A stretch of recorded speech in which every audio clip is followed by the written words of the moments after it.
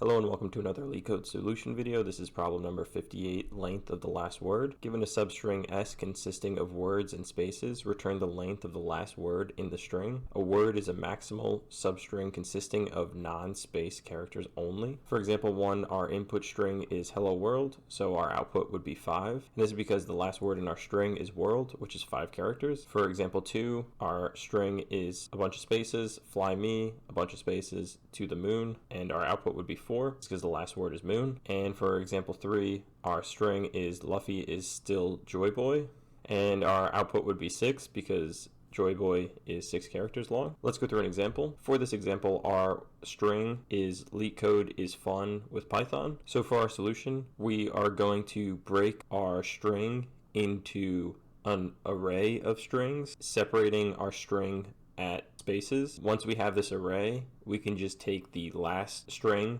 in the array, which will be our last word, and take the length of it, and then we'll just output that value. So when we break up our string by spaces into an array, our new array is LeetCode is fun with Python, and we can just take the final word in our array and get the length of it. And an easy way to get the last value in an array is to just use -1 as the index. So we would just output 6 as our length. Let's jump into the code. The first thing we want to do is split our string into an array.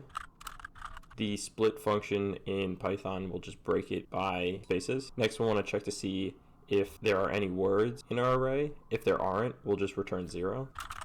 Finally, we'll just return the length of the last value in our words array. That's it for the code though, so let's run this. All test case passed, so let's submit. Our solution was accepted, so that's it for this video. If you like this content and want to see more videos like it, make sure to check out my channel. Thanks for watching.